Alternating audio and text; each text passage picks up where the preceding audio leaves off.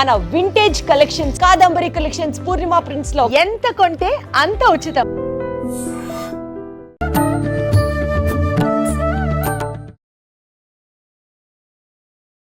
నమస్కారం, welcome to I dream. ధర్మ మార్గం విత్ విజిత కార్యక్రమానికి స్వాగతం. ప్రస్తుతం మనతో పాటు ఉన్నారు ప్రముఖ జ్యోతిష్య పండితులు, ఆధ్యాత్మికవేత్త సుభాష్ శర్మ గారు. ఇప్పుడు గురుగారితో మాట్లాడదాం. నమస్కారం గురుగారు. శ్రీమాత్రే నమః. గురుగారు, శ్రావణ మాసం ప్రారంభం అవబోతుంది. శ్రావణ మాసం యొక్క విశిష్టత గురించి, ఈ మాసం అంతా మనం ఆచరించాల్సిన విధానాల గురించి వివరించండి. శ్రీమాత్రే నమః. శ్రీ గురుభ్యో నమః. జ్ఞానినాంనపి చేతాంసి దేవి భగవతి హి సా బలాయ కృష్ణమోహాయ మహామాయ ప్రయశ్చతి.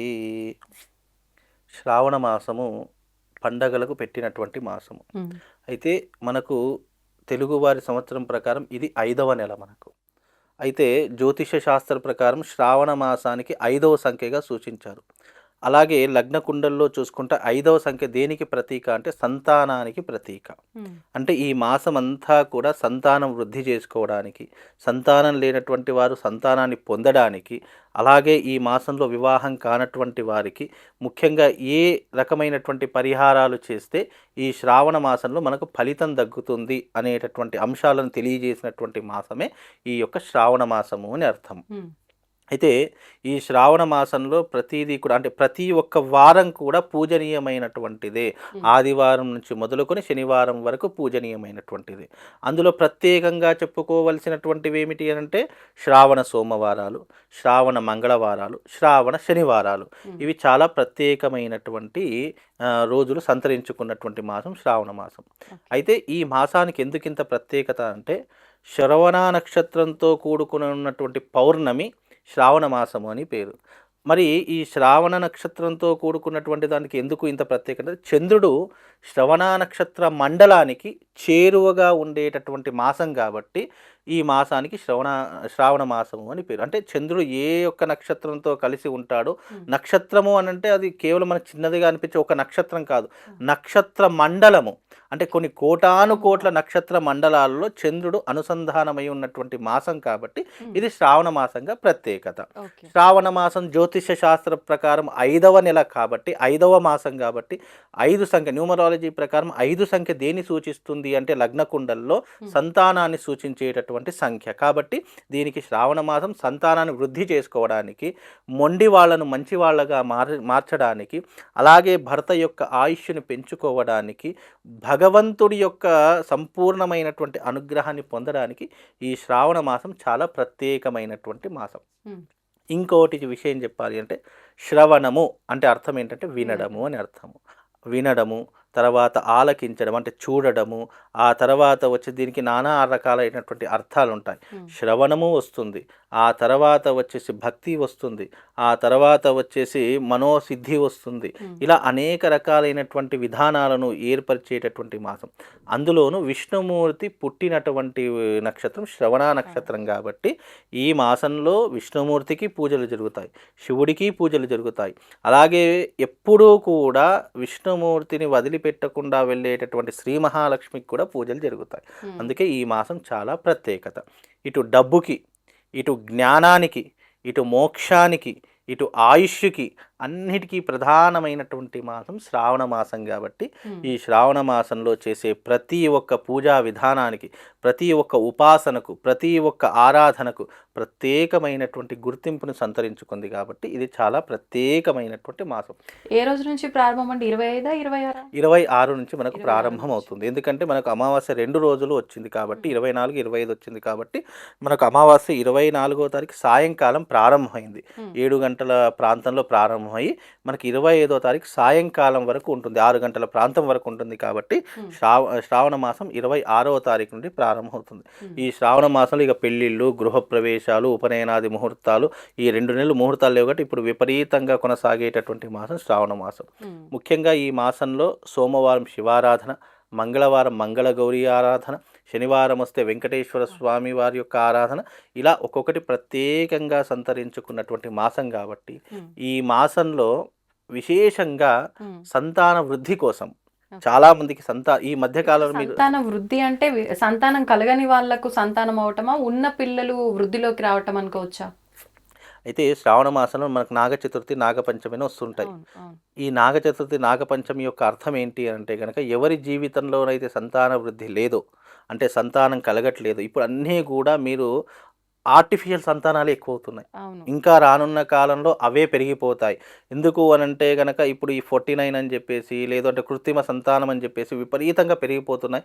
శరీర అవయవాలు అంటే సహజ సిద్ధంగా జరిగేటటువంటి చాలా తక్కువ శాతంలో ఉన్నాయి. అవును. ఇంకా రానున్న కాలం ఇవి ఎక్కువగా పెరిగిపోయేటట్టు, ఇక కృత్రిమ సంతానం తప్ప మానవ సహజ సిద్ధమైనటువంటి సంతానం జరగడం కష్టమైపోయేటటువంటి అంచనాలు రాబోయే కాలంలో, అంటే 2050 2060 సరికి నిజానికి ఈ కృత్రిమ సంతానం పెరిగిపోయి మానవ సంచారం తగ్గిపోయేటటువంటి పరిస్థితులు ఏర్పడతాయి. కాబట్టి ఈ శ్రావణ మాసంలో ఎందుకు ఇంత ప్రత్యేకత అంటే, ఎవరైతే నాగపంచమి నాగ చతుర్థి అనేటటువంటి వస్తాయో ఆ తిథులలో పుట్ట దగ్గరికి వెళ్ళి చక్కగా అక్కడ నాగదేవతను ఆరాధన చేసుకోవడము, ఇలా ఇప్పుడు మనకు శ్రావణ మాసం వచ్చింది అంటే సంతాన వృద్ధి కోసం నాగపంచమి నాగ చతుర్థి ఉంది.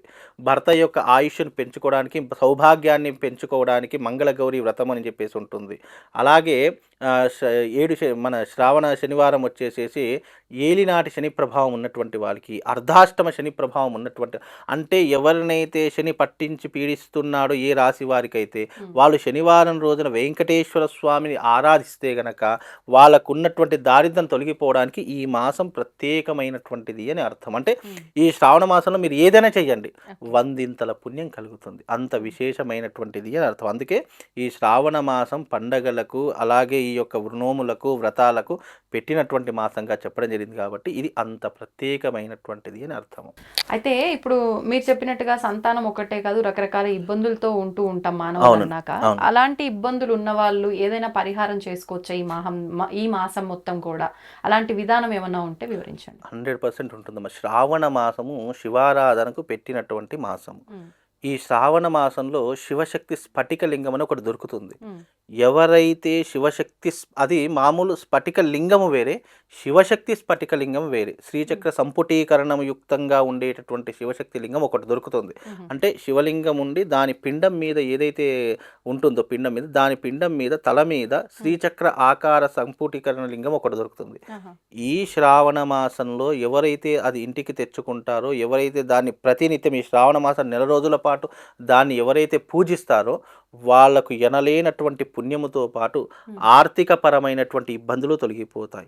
శివశక్తిని పూజించడం వల్ల మానవ శక్తి పెరుగుతుంది, తేజస్సు పెరుగుతుంది, మనోధైర్యం పెరుగుతుంది. ఇంట్లో పిల్లలు ఉంటారు కదండి, పిల్లలు మొండితనం చేస్తున్నారండి, చెప్పిన మాట వినట్లేదండి, అసలు జులాయిగా తిరుగుతున్నారు, చెడు వ్యసనాలకు బానిసవుతున్నారు అనుకున్న ప్రతి ఒక్కరూ ఈ శ్రావణ మాసంలో ఒక దీక్షలాగా చేయండి. ఎప్పుడైనా భగవంతుడికి మనసా వాచ కర్మణ త్రికరణ శుద్ధితో చేస్తేనే ఫలితం వస్తుంది. చాలామంది నేను పూజలు చేస్తున్నానండి, పుణ్యక్షేత్రాలకు వెళుతున్నాను, అరుణాచలం వెళుతున్నాను, శ్రీశైలం వెళుతున్నాను, కాశీ వెళ్ళడం గొప్పతనం కాదు, నీ మనసులో ఉన్నటువంటి భక్తి గొప్పతనము. నువ్వు ఏదో వెళుతున్నాము అనే ఉద్దేశంతో వెళితే నీకు ఎలాంటి ప్రయోజనం ఉండదు. భగవంతుని పూర్తిగా, ఇప్పుడు భగవంతుడి దగ్గరికి వెళితే కళ్ళు మూసుకోకూడదు అని చెప్పి ఒక శాస్త్రం ఉంది, కానీ ఇప్పటికీ చేతులు జోని కళ్ళు మూసుకుంటారు. భగవంతుడి దగ్గరికి వెళితే కళ్ళు మూసుకోకూడదు. ఆ యొక్క తేజస్సుని మనలో చైతన్యపరచుకోవడానికి ఆ తేజస్సుని చూస్తూ ఉండాలట. అంటే నువ్వు భగవంతుని చూస్తూ ఉన్నటువంటి ఆ యొక్క రూపాన్ని నువ్వు ఎప్పుడైతే ఓన్ చేసుకోగలుగుతావో, నువ్వు ఎక్కడికి వెళితే అక్కడ నీకు పాజిటివ్ ఎనర్జీ ఉంటుంది. నువ్వు ఎక్కడికి వెళితే అక్కడ నీకు అనుకున్నటువంటి పని తొందరగా జరుగుతూ ఉంటుంది. కాబట్టి భగవంతుని యొక్క చైతన్యాన్ని పెంపొందించుకోవడానికి, మనలో ఆస్వాదించుకోవడానికి, మనలో నింపుకోవడానికి ఆ భగవంతుని ప్రేరేపణ చేసుకోవాలి. అలాంటి ప్రేరేపణ ఈ శివశక్తి లింగాన్ని మనం ఒక దీక్షలాగా చేసుకుంటే, దీక్ష అంటే అర్థం ఏంటి? మనం మనోబలాన్ని పెంచుకోవడానికి, మనో ఇంద్రియాలను నిగ్రహంగా పెట్టుకోవడానికి, ఉపవాస దీక్షను వహించడానికి.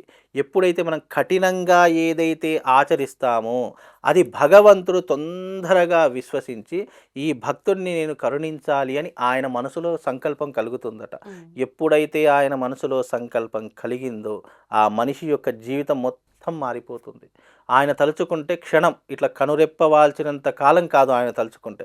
కాబట్టి అంతటి శక్తిని మనం పొందలేకపోతున్నాం. ఇప్పుడు 100 తప్పులు 99 తప్పులు మనం చేసి 100వ తప్పు భగవంతుడి మీద వేస్తామని ఎంత పాపం చుట్టుకుంటుందో, చేసే తప్పులన్నీ మనం చేసి భగవంతుడా నా తలరాతి ఇలా రాసావు, భగవంతుడా నా జీవితాన్ని ఇలా దిగజారు చేసావని చెప్పి భగవంతుడి మీద నిందలు ఎంతమంది వేస్తున్నారో తెలుసు కదా.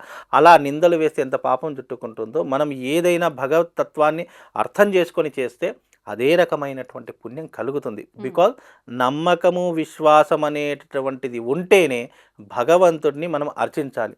నమ్మకం లేదు, అసలు భగవంతుడు లేడు అనుకున్నటువంటి వాడికి వాడి దారిన వాడి పాపను వాడు వెళ్ళిపోతాడు. కానీ నువ్వు ఒకసారి భగవంతుని అర్చిస్తున్నా ఉన్నప్పుడు తప్పకుండా మనకు కాస్త ఆలస్యమైనా సరే ప్రతిఫలం మాత్రం దక్కే తీరుతుంది. కొంతమందికి నెల రోజుల్లో దక్కుతుంది, కొంతమందికి సంవత్సరంలో దక్కుతుంది, కొంతమందికి చేయగా దక్కుతుంది. ఏదైనా ఒకసారి మనం ఎంచుకున్న మార్గాన్ని అందులో ముళ్ళుంటాయి, ఎన్నో రకాలైనటువంటి ఇబ్బందులు ఉంటాయి, ఎన్నో రకాలైన ఆటంకాలు ఉంటాయి, ఎన్నో రకాలైనటువంటి విమర్శలు ఉంటాయి, అన్నీ ఉంటాయి. వాటన్నిటిని దాటుకొని వెళితేనే భగవంతుడి యొక్క తత్వం అర్థమవుతుంది. అందుకే ఈ శ్రావణ మాసము విశేషంగా భగవంతుని నమ్మడానికి అర్థం చేసుకున్నాం. శ్రవణము అంటే భగవత్ తత్వాన్ని అర్థం చేసుకొని వినండి. ఇప్పుడు ఈ శ్రావణ మాసం ఏం చెయ్యాలి అంటే తప్పకుండా భగవంతుడి యొక్క చరిత్రను తెలుసుకోండి. చరిత్ర ఆధారాలు తెలియకుండా ఇది లేదు ఇది కాదు అని మాట్లాడడం ఎంత మూర్ఖత్వమో, చరిత్ర తెలుసుకున్న తర్వాత అయ్యో ఇది నిజమే కదా అని చెప్పి మనమే 10 మందికి చెప్పేలా ఉండేటటువంటి విధానమే భగవత్ తత్వము. భగవంతుడి యొక్క చరిత్ర తెలుసుకోకుండా, ఆధ్యాత్మికత యొక్క గొప్పతనం తెలుసుకోకుండా లేదు కాదు ఇది రాదు అనేటటువంటిది ఎప్పుడు కూడా మాట్లాడకూడదు. కాబట్టి మీకు నిజంగా కష్టం ఉంది, ఇప్పుడు మీరు అన్నారు చాలామందికి రకరకాల కష్టాలు ఉంటాయి. మరి ఆ రకరకాల కష్టాలకు నువ్వు చేసే ప్రయత్నం ఏంటి? కష్టం తీరిపోవాలని కాదు, కష్టం నాకు రాకుండా చూసుకో స్వామి అని చెప్పి భగవంతుని అర్చించండి. ఒకవేళ కష్టం వచ్చినా దాన్ని తట్టుకునే శక్తిని ఇవ్వమని చెప్పేసి అర్థించండి. అప్పుడు ఆ భగవంతుడు తప్పకుండా మీ మొరను ఆలకిస్తాడు. మనసా వాచా కర్మణ త్రికరణ శుద్ధితో చేసిన ఏదైనా మనకు వర్తిస్తుంది. అలాగే ధర్మము, న్యాయము, సత్యము ఇవి కూడా మనం కోరుకునే కోరికల్లో ఉండాలి.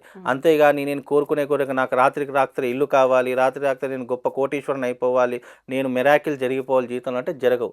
సాధన సాధ్యతే ఇది సాధ్యం. నువ్వు సాధన చేస్తూ ఉంటే నీకు ఏదైనా సాధ్యపడుతుంది. అదే భగవంతుడి యొక్క తత్వం. శ్రావణ మాసంలో చక్కగా నోములు వ్రతాలు చేసుకునే ప్రతి ఒక్కరికి పూజా ఫలితం దక్కుతుంది.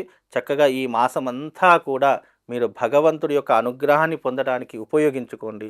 తప్పకుండా వాళ్ళందరికీ పరమేశ్వరుడి యొక్క అనుగ్రహం తప్పకుండా కలుగుతుందమ్మా. గురుగారు, శ్రావణ మాసం మనకి ఈసారి శుక్రవారంతో ప్రారంభమవుతుంది, మరుసటి రోజు శనివారం. అయితే అమ్మవారిని ఏ రకంగా అయితే ఆరాధిస్తామో ఈ మాసంలో స్వామిని కూడా ఎక్కువగా ఆరాధిస్తూ ఉంటాము.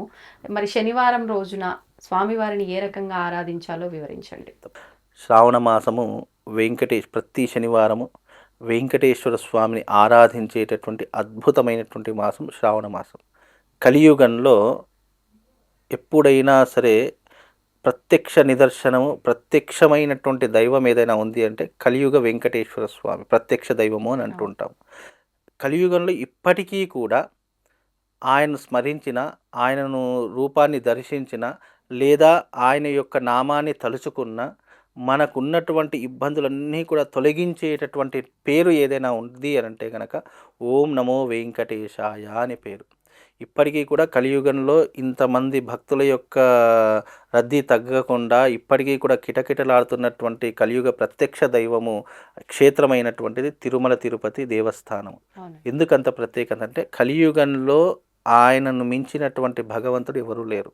అంటే ఒక్కొక్క యుగానికి ఒక్కొక్క ధర్మానికి ఒక్కొక్క దేవతను ఆరాధిస్తూ ఉంటాం.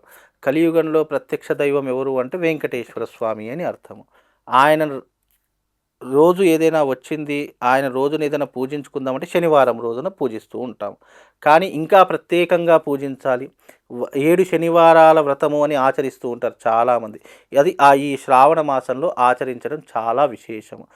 ఈ వెంకటేశ్వర స్వామి వారి యొక్క వ్రతాన్ని ఎవరైతే ఈ శ్రావణ మాసంలో ప్రారంభం చేస్తారో వాళ్ళందరికీ కూడా తప్పకుండా భగవంతుడి యొక్క అనుగ్రహం దొరకడంతో పాటు వాళ్ళ కుటుంబంలో ఉన్నటువంటి ఇక్కట్లు, ఇబ్బందులు, ఆటంకాలు అన్నీ కూడా తొలగించేటటువంటి ఒక ప్రత్యేకమైన నిదర్శనం 7 శనివారాల వ్రతం. ఈ 7 శనివారాల వ్రతం చేస్తే గనక మనకు కాదు, లేదు, రాదు అనుకున్నటువంటి కోరికే ఉండదు. అది భక్తి ప్రపత్తులతో శ్రద్ధతో చేస్తే గనక తప్పకుండా ఆ స్వామివారే వచ్చి ఆ కోరికలు నెరవేర్చేటటువంటి గొప్పనైనటువంటి వ్రతం 7 శనివారాల వ్రతం. అందులో ఈ శుక్రవారం తర్వాత 2వ రోజు వచ్చేటటువంటిది శనివారం. ఈ శ్రావణ మాసంలో 2వ రోజు శనివారం కాబట్టి ఈ శనివారం నాడు ఎవరైతే ఈ యొక్క వెంకటేశ్వర స్వామి వారి యొక్క వ్రతాన్ని కానీ లేదా ఉపవాస దీక్షనైనా సరే, ఈ శ్రావణ మాసం వచ్చేది చాలా మట్టుకు ఉపవాస దీక్షలు చేస్తూనే ఉంటూ ఉంటారు.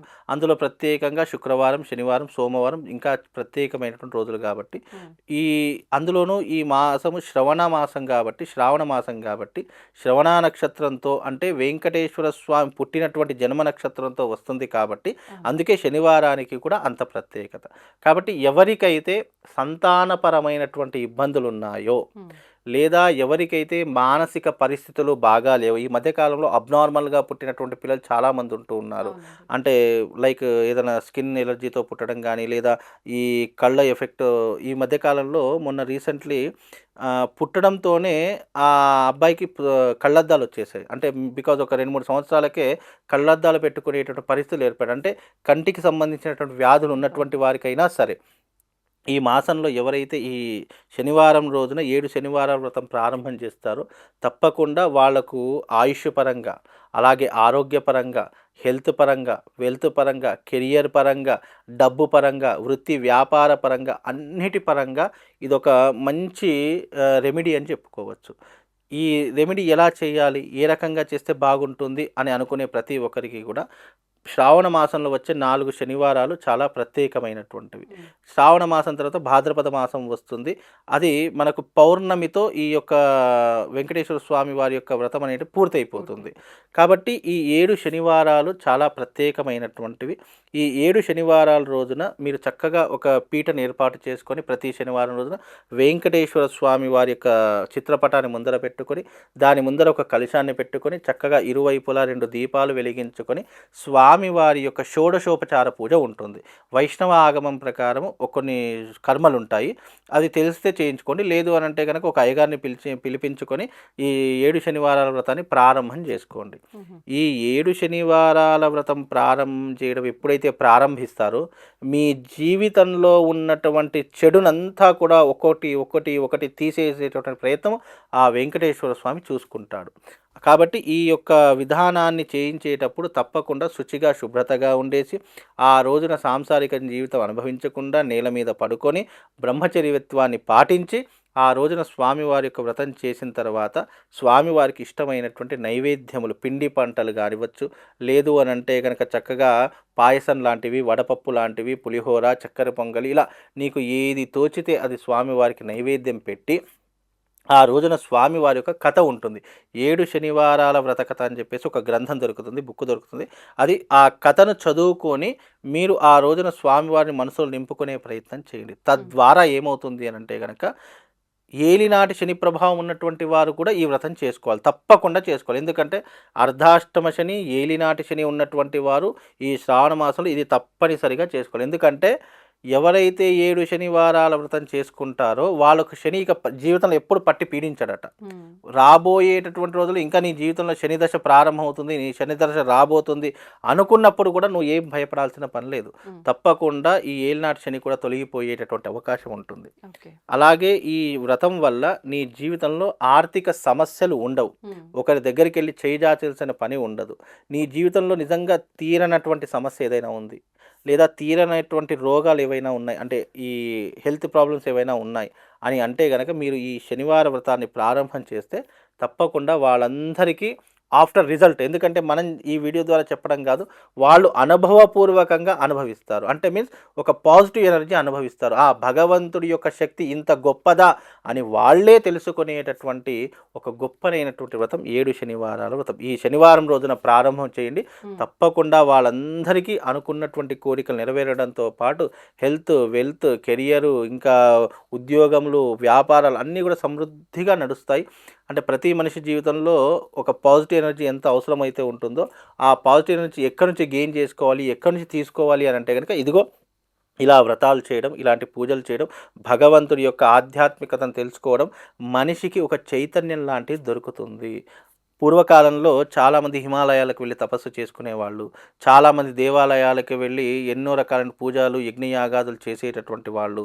ఎందుకు వాళ్ళకి అంత పవర్ ఎక్కడి నుంచి వచ్చింది అంటే కనుక, ఎప్పుడైతే ఒక కాస్మిక్ ఎనర్జీలోకి మనం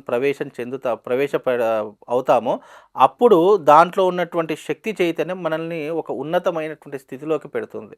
ఆ ఉన్నతమైన స్థితి ఎప్పుడు అనుభవిస్తామంటే అది కేవలం డెవోషనల్ తరఫు, అది ఆధ్యాత్మికం తరఫు. ఆ ఆధ్యాత్మికంలో ఎవరైతే అడుగు పెడతారో తప్పకుండా వాడి జీవితం అంతా కూడా ఆ భగవంతుడి యొక్క అనుగ్రహంతో సజావుగా సాగిపోతుంది. ముక్తిని ప్రసాదించేటటువంటి వాడు కూడా ఆ భగవంతుడే కాబట్టి అతనికి ఏ సమయంలో ఏ టైంలో ముక్తి దొరకాలో ఆ టైంలో కరెక్ట్ టైంలో ఆ భగవంతుడు అతన్ని అక్కున చేర్చుకునేటటువంటి గొప్పనైనటువంటి విధానం ఆధ్యాత్మికం. కాబట్టి ఈ శ్రావణ మాసంలో వచ్చే శనివారం రోజున చక్కగా వెంకటేశ్వర స్వామిని పూజించుకోండి. తప్పకుండా స్వామివారిని పూజించే ప్రతి ఒక్కరికి కూడా ఎక్కడికో తిరుపతికి వెళ్ళి పూజించుకోవాల్సినటువంటి శక్తి మనకు లేదు కాబట్టి మన ఇంట్లోనే ఆ స్వామివారిని కొలువ చేసుకొని తప్పకుండా పూజించుకునే ప్రయత్నం చేస్తే శుభం లాభంతో పాటు అదృష్ట యోగం కూడా కలుగుతుందమ్మా. ధన్యవాదాలండి. శ్రీమాత్. తవ్వండి, తవ్వుతున్న శివలింగం సరే దాన్ని అట్లా కప్పేసేయండి, చూపించదండి. Krishna is there. మూర్తి పూజ కాదు, సాక్షాత్ బ్రజేంద్ర నందన భగవాన్ ఉన్నారు మూర్తిలో. ఏమీ ఆశించకుండా ఆరాధించే వాళ్ళు కూడా ఉన్నారా ప్రభుజీ? నిజమైన భక్తి అంటే మనకు తెలియదు కాబట్టి